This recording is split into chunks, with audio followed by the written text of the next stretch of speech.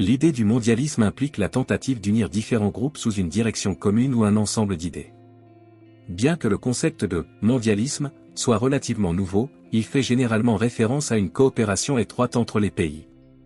Il existe actuellement des récits bibliques qui illustrent des individus et des empires cherchant à centraliser le contrôle. L'un des exemples les plus marquants des débuts du mondialisme dans la Bible est le récit de la tour de Babel, décrit dans Genèse chapitre 11, versets 1 à 9. Vers le XXIe siècle avant J.C., cet événement représentait une désobéissance directe à l'ordre divin de peupler la terre, comme mentionné dans Genèse chapitre 9, verset 1. Selon l'histoire, l'humanité, qui parlait une seule langue, se rassembla dans la région de Shinar, en Babylone, et décide de construire une ville et une tour qui atteindraient les cieux. Bref, l'humanité s'est rebellée en choisissant de se centraliser dans une seule ville, contrairement à la dispersion instaurée par Dieu. La construction de la tour de Babel fut dirigée par Nimrod, un descendant de Noé, dont le nom est souvent interprété comme « rebelle », reflétant ainsi son audace à mener une entreprise aussi ambitieuse. Cet acte était clairement un geste d'orgueil et de désobéissance envers Dieu, entraînant une intervention divine. Les habitants de la ville sont alors dispersés, frustrant leurs efforts d'unification et de centralisation. Nimrod, souvent appelé « le chasseur », est parfois considéré comme un précurseur de l'Antéchrist, en raison de sa désobéissance à l'autorité divine. Leur rébellion, qui visait à centraliser le pouvoir humain et éventuellement à atteindre le ciel sans l'approbation divine, est en opposition directe avec le commandement de Dieu pour l'humanité de s'étendre et de peupler la terre, comme le montre Genèse 9. Ce défi reflète la résistance de l'Antéchrist à l'autorité divine, telle que décrite dans les prophéties du Nouveau Testament. Nimrod est également souvent associé à l'établissement du premier royaume sur terre, comprenant plusieurs grandes villes de Mésopotamie. Ces efforts pour centraliser le pouvoir et le contrôle peuvent être considérés comme un précurseur de la domination que l'Antéchrist devrait exercer sur les nations, consolidant le pouvoir politique et religieux pour défier l'autorité de Dieu.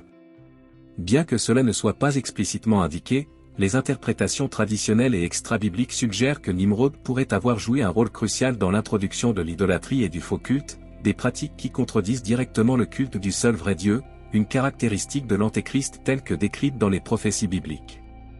Le royaume de Nimrod, en particulier la tour de Babel, représente la rébellion de l'orgueil humain et la tentative d'atteindre le statut divin sans l'intervention de Dieu. Par conséquent, certains biblistes considèrent Nimrod comme un type d'antéchrist. L'antéchrist est décrit comme quelqu'un qui s'exalte au-dessus de tout ce qui est considéré comme divin, incarnant ainsi la rébellion humaine contre la souveraineté de Dieu. Tout au long de l'histoire biblique, d'autres tentatives ont eu lieu pour établir un pouvoir centralisé. Tous les empires représentés dans les rêves du roi Nabuchodonosor de Babylone sont un autre exemple d'une tentative d'établir un gouvernement mondial. Sommes-nous proches du point de bascule où la montée de l'Antéchrist devient inévitable? Les progrès technologiques nous ont-ils amenés à un stade où le règne de l'Antéchrist est non seulement possible, mais pratiquement certain? Avec la formation d'unions économiques et d'alliances politiques, le monde se dirige-t-il vers le règne de l'Antéchrist? Les événements mondiaux actuels préparent-ils le terrain pour l'arrivée de l'Antéchrist? Vivons-nous à l'époque décrite dans le livre de l'Apocalypse? Assiste-t-on à un début de trouble, avec une multiplication des conflits entre nations et royaumes? Assiste-t-on au déroulement de l'histoire, au tournage des pages et à l'arrivée de l'homme de l'anarchie? L'acceptation croissante de la technologie de surveillance sous couvert de sécurité et de commodité crée-t-elle les conditions de l'omniscience du gouvernement de l'Antéchrist? Les troubles généralisés, les catastrophes naturelles, les épidémies, les guerres et les rumeurs de guerre sont-ils des signes avant-coureurs de la fin des temps? L'appel à l'unité mondiale et à la confrontation à ces crises est-il réellement un pas vers la domination mondiale de l'Antéchrist prédit dans l'Apocalypse? Les frontières floues entre le pouvoir politique, économique et religieux constituent-elles l'environnement idéal pour l'Antéchrist? La persécution accrue des chrétiens et la marginalisation des valeurs morales traditionnelles répondent-elles aux prophéties des derniers jours? Sommes-nous témoins de la bataille finale entre le bien et le mal, comme le prédisent les Écritures? Ces observations ne sont-elles pas de simples coïncidences, mais plutôt des signes indiquant que nous approchons réellement de la fin des temps, comme le prophétise Apocalypse 13. Au cœur de l'Apocalypse, au milieu des visions accordées à Jean, nous nous trouvons sur le point de comprendre l'immensité et la portée incomparable du dominion de l'Antéchrist. La portée et la puissance de l'Antéchrist ne ressembleront à rien de ce dont le monde a jamais été témoin.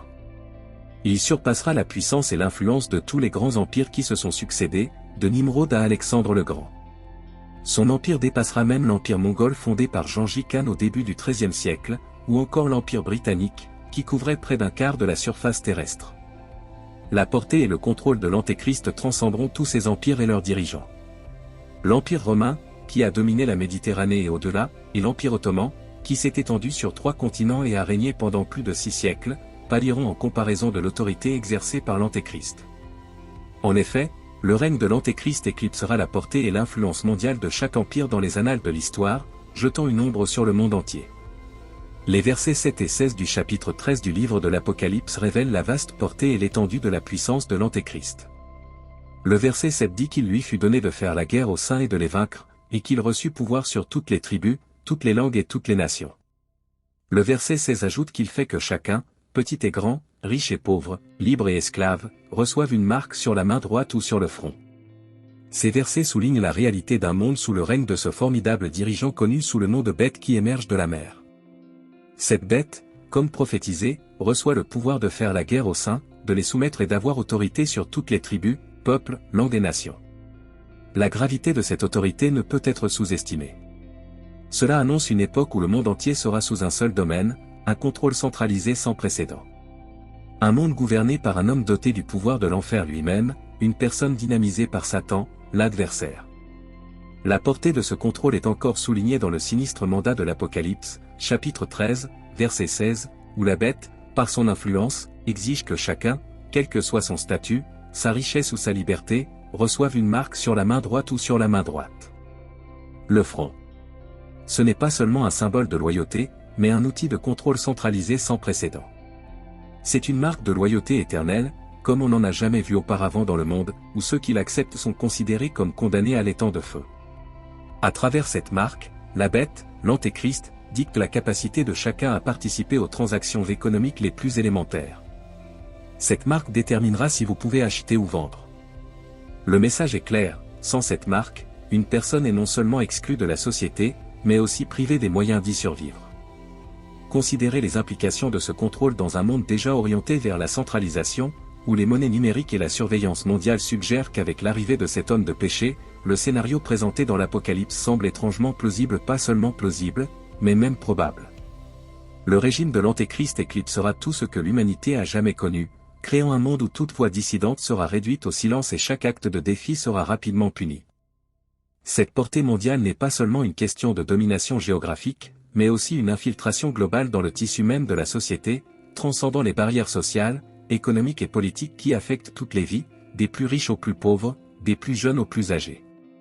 Le règne de l'Antéchrist imprégnera chaque tribu, langue, peuple et nation, ne laissant aucun coin de la terre épargné par son influence. Sa portée est telle qu'elle requiert une fidélité universelle imposée par la marque, dictant la participation à la société. Le contrôle centralisé exercé à travers la marque est une profonde démonstration de pouvoir, signifiant non seulement un contrôle physique sur les corps de l'humanité, mais un contrôle plus profond et plus insidieux sur leur destinée spirituelle. Le passage d'Apocalypse 14, septembre 2010 indique sans équivoque que ceux qui acceptent cette marque défient ouvertement Dieu. Essentiellement, quiconque porte la marque de la bête est condamné, embrassant le symbole de la bête et démontrant son manque de foi. Le troisième ange révèle le destin qui attend l'appartenance à la bête, affronter la colère sans mélange de Dieu, tourmenté de feu et de soufre en présence des saints anges et de l'agneau. Cette réalité imminente évoque un sentiment d'urgence et une réflexion solennelle, obligeant l'humanité à affronter les dures implications d'un pouvoir aussi débridé. Notre monde contemporain témoigne d'une connectivité sans précédent, d'un réseau complexe de technologies, de commerce et de communication qui unit les nations et les peuples d'une manière inimaginable pour les générations précédentes. Pourtant, c'est précisément au sein de ce paysage interconnecté que les graines du royaume de l'Antéchrist trouvent un terrain fertile pour prendre racine et prospérer. La structure même de notre société mondiale, avec ses réseaux et interdépendances complexes, fournit la scène sur laquelle l'Antéchrist orchestrera son règne tyrannique. À l'ère de l'échange rapide d'informations et de la connectivité transparente, le potentiel d'un contrôle centralisé pour étendre sa portée aux 4 coins du monde est sans précédent. Cependant, permettez-moi de vous rappeler que Dieu est aux commandes. Malgré le chaos turbulent du monde, sa souveraineté reste incontestée et son plan divin se déroule avec détermination et précision tout au long de l'histoire. Nous avons été témoins tout au long de l'histoire de la montée et de la chute des empires, du flux des nations et, même à travers tout cela, la main de Dieu a guidé le cours de l'humanité depuis l'époque de l'ancienne Babylone jusqu'à nos jours. Sa providence règne en maître, transcendant les plans des mortels. L'histoire de la tour de Babel constitue un rappel frappant de la fierté et du défi de l'humanité. Malgré les tentatives de centralisation du pouvoir et d'ascension vers les cieux, Dieu est intervenu, les dispersant et confondant leur langue. Dans cet acte, il a démontré sa suprématie sur les desseins de l'humanité, nous rappelant que sa volonté prévaudra même maintenant, alors que nous méditons sur les signes de la fin des temps et contemplons la montée de l'Antéchrist. Nous ne devons pas succomber à la peur ou au désespoir, car même si les forces des ténèbres tentent de nous capturer et de nous tromper, la lumière de Dieu brille plus fort dans les jours les plus sombres. La portée mondiale et le contrôle centralisé de l'Antéchrist peuvent jeter une ombre sur l'avenir du monde, mais soyons assurés que la souveraineté de Dieu reste inébranlable. Son pouvoir surpasse celui de n'importe quel dirigeant terrestre, et ses desseins finiront par prévaloir. Dieu est notre protecteur alors que nous traversons ces temps incertains. Par conséquent, fixons nos yeux sur l'auteur et le consommateur de notre foi, confiant en son amour indéfectible et sa fidélité inébranlable. Même si les tempêtes font rage et les mers rugissent, tenons bon sur le rocher de ses promesses, sachant que celui qui est en nous est plus grand que celui qui est dans le monde. Prenez courage et soyez encouragés, car notre Dieu règne en maître maintenant et pour toujours. Élevons nos voix en louange et en action de grâce, car lui seul est digne de tout honneur et de toute gloire. En sa présence, il y a une paix qui dépasse toute compréhension et une force qui nous soutient à travers toutes les épreuves et tribulations. Ne craignez donc pas, chers amis, car le Seigneur votre Dieu est avec vous partout où vous allez. Même dans les nuits les plus sombres, sa lumière brille avec éclat, vous guidant sur le chemin de la justice et de la vérité. Faites-lui confiance de tout votre cœur et ne vous appuyez pas sur votre propre intelligence, car il est fidèle et tiendra ses promesses.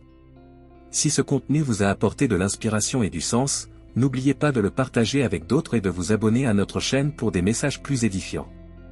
Votre aide est essentielle pour nous permettre d'atteindre davantage de personnes avec la vérité et l'espoir trouvé dans la parole de Dieu.